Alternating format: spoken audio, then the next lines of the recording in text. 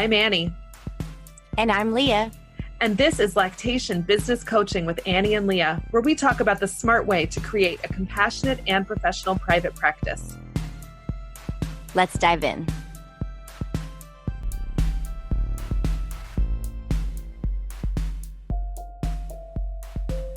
Well, hey there, Leah. Hey, Annie, how are you? I am good. We are recording this on a very, very dark December day. It's also very cold. It always is weird to me. This is my Northeast. Like, I've only ever lived in the Northeast. I mean, I grew up in Baltimore, which is like mid-Atlantic technically, but still. And I'm like, it boggles my mind, the idea that it could be this dark outside, this close to Christmas, and be warm. Like that, like my brain has a very hard time with that idea. Yeah, no, I understand. Although we've been cold, we had a cold front. We have been cold the last 2 days. When I walked today, it was 36. That's so cold. I was like, had 20 layers on. I was dying. But I think in a couple of days, it's going to be like 70. So it's, it only lasts for a moment when you're down so far down south. It's just that sometimes you wear shorts to Christmas here because it's hot outside. And that's weird. Even for me, I feel like I love the years where it's like we're all bundled up and we get to wear our little like red sweater and fluffy socks for Christmas. And then some years it's like, no, you're wearing shorts and a t-shirt and there's no glimpses of wintry weather. And that makes it feel so much less Christmassy, which is weird. But yeah, I get it. I too am boggled by it. And I live here and have always lived here. So it's really funny how our brains are just dark winter day is what should be happening. And it doesn't always happen. Well, speaking of like we think our brains think we should be doing versus what we're actually doing, with all of the end of the year coming and you see, people posting, here's my year-end wrap up, which I always love reading those. Anybody who's doing lactation private practice who's posting one of those, like, here's my year in review. I love those. I always read them. I think they're so fun.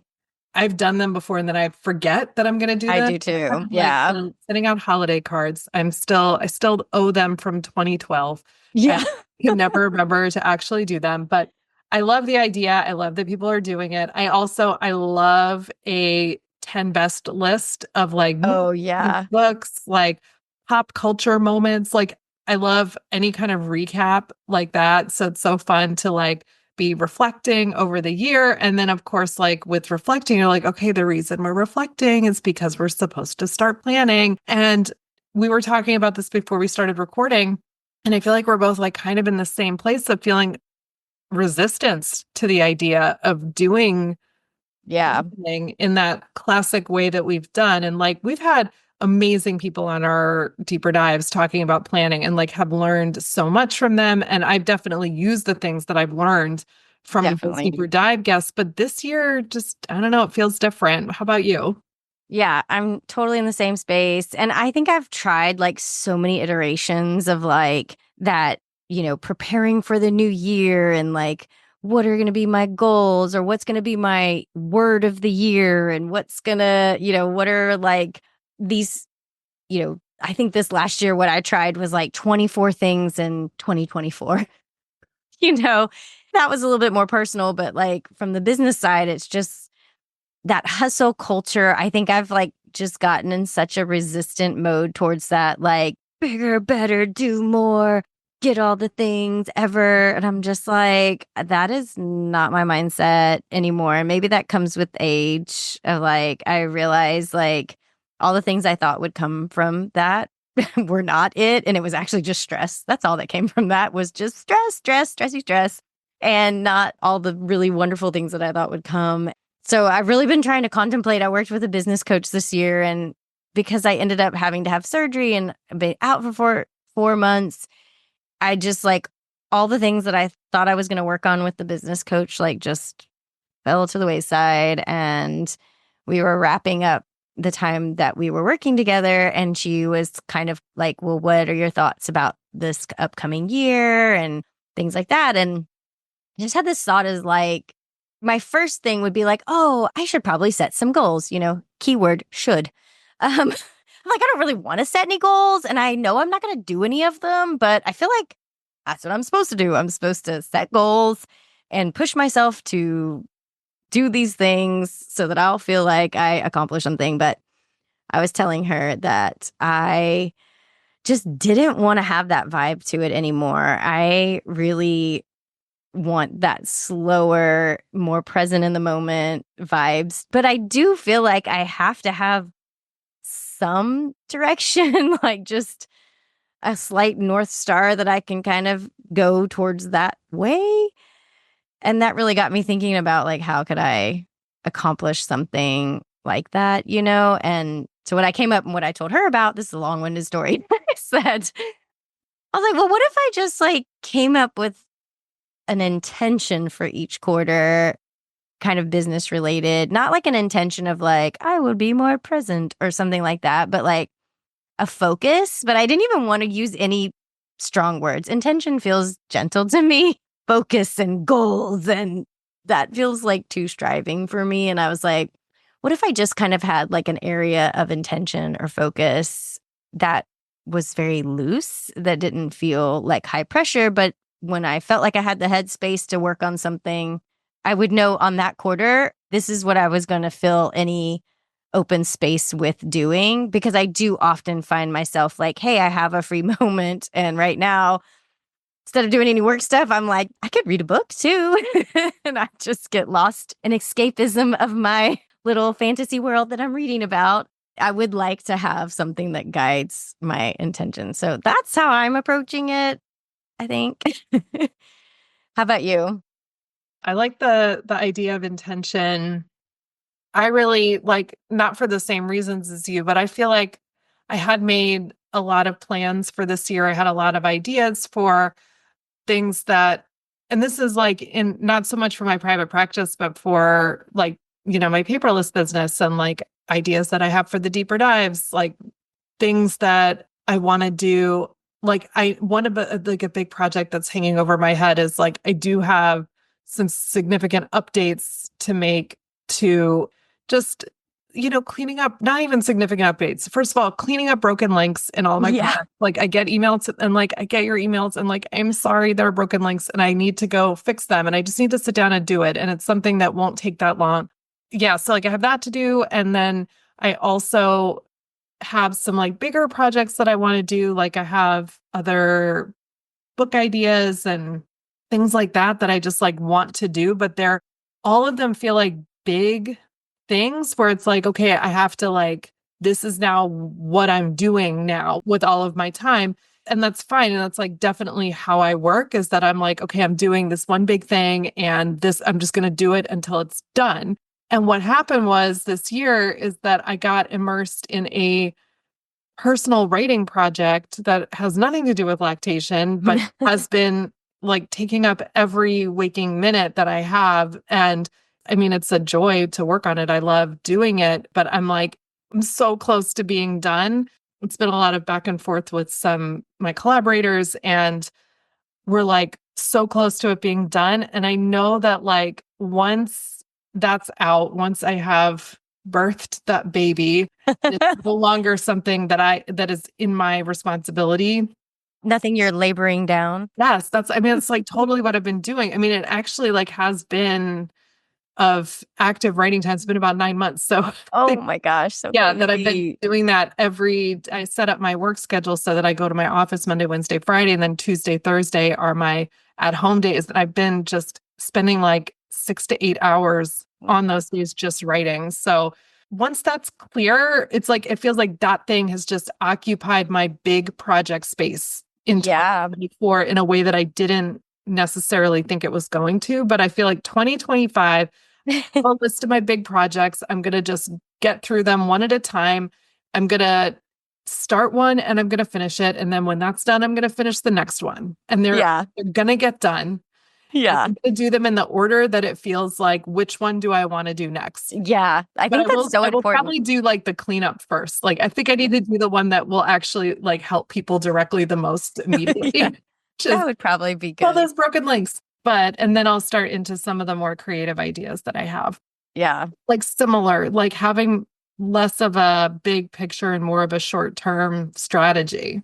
Yeah. Yeah. Another part of what I was thinking about with goals and everything is like the perfectionist in me will get too caught up in like, well, if I can't do it to this max high perfected level, then I feel unmotivated to do it almost. Like I Hmm. don't feel like I have the capacity to do it at 1000%. So I'm going to not do any of it or feel really bad about the level of what I can put towards it. So I had listened to this podcast. It's a really cool podcast. They read blog posts, which is really nice because I'm there's so many great blogs out there. I know blogs are not as popular now, but there's so many good ones out there and I'm never going to read them, but there's a podcast where they just read old blogs. One of them was about perfectionism and they said one way that you could not get trapped in that when you have like a goal is to kind of set out what's the, max level you could do said task and what's the minimum. They also say moderate, but that feels like too much effort.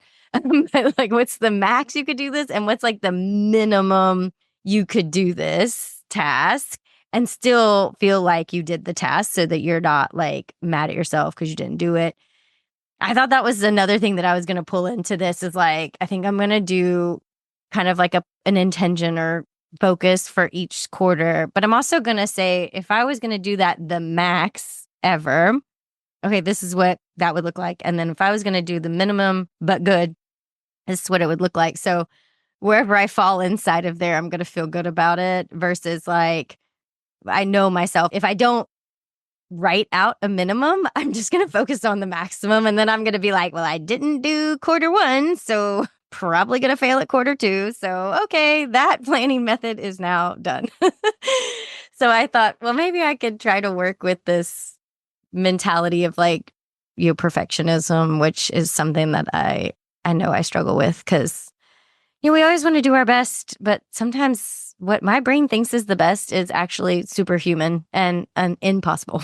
So I have to tame my brain into like, what is possible in the constraints of actually being a human and completing the task.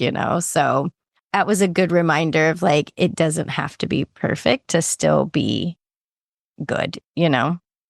I like that a lot. I feel like I've been operating on minimum for the last year and I'm ready to, I think, crank something up to maximum Yeah. and actually get it completed is like I think I have a little bit of like the opposite feel like I'm not necessarily a perfectionist in the same way that like you and I've talked about like what you're describing. I can like skate and coast and like do the least, but then at a certain point I feel like I'm not getting where I need to go because I'm doing too many things the least and I need to just really focus on turning one of them up. I mean, not even that I have to focus on it. It is more circumstantial that I just haven't been able to Yeah. and it's weighing on me because Yeah. it's another just some of the things I want to do have been on my list to do for like 3 years and I'm like Yeah. at some point I do want to do them, but it's also just time. Well, and reality in ways we cannot predict or prepare for. It's just how life unfolds in front of us. Sometimes those best laid like intentions and plans and everything just have to scoot over and let other things come to the forefront, even things that we're really enjoying and liking. I get caught up in not wanting to let other people down and like the Totally. commitments that I've made that involve other people. I mean, when it comes to my clients or my mentees, I've got a couple right now, or the people that work for me in my practice. Like, I'm like, I just want to show up and do a good job for you. I Yeah. want to make sure that like I'm really present for you, but then it also extends to all of my customers and like when I know that I could be doing better when I identify something that could be better or needs improvement. I feel it personally until I do it, I'm letting other people down. Oh, And I don't like feeling that way, but I also feel like, well, it's just another day where I feel like I'm letting people down. And it's oh, just sort of, I mean, I don't mean that even like in like a sad way, but I know. it's like what I remind myself of like, what I tell my clients, like the good enough parent idea of like, if you're just showing up and trying, that's like for your kids, that's enough. So I get that for kids. And that definitely has to work for my family. Like I'm Right. really not a high achiever parent, but when it comes to like customer service or like Yeah. even, the products that I'm delivering, I'm like, it weighs on me when I'm like, oh no, this thing is not quite what I know that it could be. And I don't like that gap between what I know it could be and what it actually is because of how that might make somebody else feel. Yeah. No, And I I think hear that's you. real as someone who's making things that people are buying. Like I think Yeah. buying them deserve to have the best of what I can make. Yeah. So anyway, I guess all that to say is like there's a responsibility there that is like different maybe than goal setting. Yeah. But it's still that like, we try to believe like good enough is good enough, but it is always like I get the same thing, like a knack, like, but I know it could be better, but I know that at this moment I don't have capacity to make it better. And that lingering in that space oftentimes feels icky. I mean, I feel the same. It feels like the letdown, but also just like, I know I could do better if I had more capacity, but the capacity is taken up by all the other things, It just makes it so hard because you feel very trapped and like maybe letting people down, but also feeling like, but I also can't fix it. Yeah. But we're just going to keep every day waking up and trying to do better and it'll all be okay.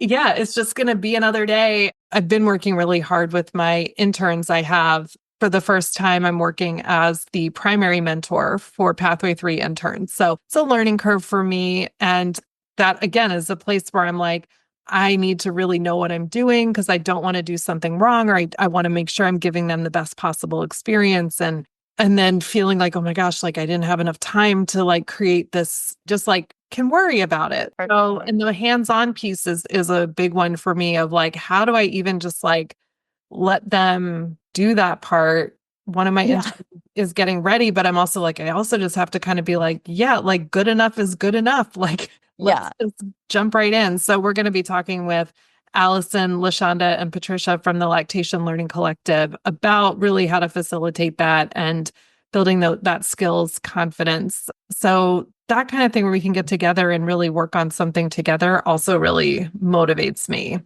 Yeah, same for me too. And every time we have conversations, I always love getting to talk. I'm such a like external processor, like getting to talk through these ideas and then also just like the understanding that everybody is in the same ish place. Like, even though Instagram and hustle culture and all those things would make you think that there is somebody out there who has got it nailed down, they're not overwhelmed, they've got all the things lined up perfectly. Da, da. It's just not true.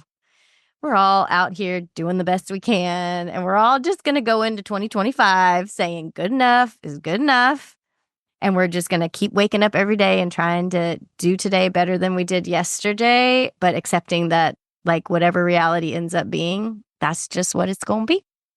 And I'm going to try to hold on to that as best I can. I'll take it. That works for me. That works for me. I'm going to definitely keep doing my bar 3 classes where they make me breathe for a few minutes at the very end and I have to lay there with my breath. And I'm just going to like keep doing things like that to take care of my own self and to be able to let go of all the things that I can only do what I can do. We Figure. are not superhuman. And Annie, sometimes I believe you might be superhuman. But here's a reminder, you are not. Because sometimes the things that you can get done, and I'm like, what planet did Annie come from? Because I'm pretty sure that she got the like ultra focus productivity gene that I did not get. But it's always good reminders to come back to the fact that like we can only do so much in a day, in a time, in a week, in a lifetime. And we don't want to bog ourselves down so much that we forget to enjoy what we're actually doing because we're always thinking about how we could be doing it better. And that's something that I really want to take into 2025 because I'm definitely one to focus on that sometimes, but we're just going to keep saying good enough is good enough because that brings a lot of open space in my heart and in my body where I can just be present and really enjoy what's unfolding in front of us every day, you know? I love it. Well, we'll make it happen. Yeah. So I'll remind you and you remind me. And then we'll remind the whole podcast crew. yes. And tell somebody in your life today that they're doing a good job. Just pick somebody that you think needs to hear it and just tell them that they're doing a good job, because they probably are. Yes. And even if they aren't, they're probably doing the best they can, because most people are doing the best they can. Yeah, exactly. Well, it was great talking to you. I'm looking forward to seeing people on the live deeper dive, and we're getting our schedule for 2025 set up. We've got some great people that have agreed to be our guests, and so we're working on getting them scheduled. So make sure you're subscribed to my mailing list. And also, if you want to tell us we're doing a good job and leave us a review on iTunes. I love that. That would be nice. I never check them, but like when I do and I see somebody's left a new review, I'm always like, oh, I'm so glad today. Or I read the old ones. I'm like, okay, it's good. So we always appreciate that. But more than anything, we love to see you at the deeper dives and just to even know you're out there. So thank you for being out there and thank you for listening. And I hope everyone has a wonderful wrap up to your year. Yes, definitely. And here's to a 2025 that is good enough. Good enough. Bye, Leah. Bye. If you enjoyed today's episode, please share it with a friend and leave us a review. Be sure to hit that subscribe button so you never miss an episode.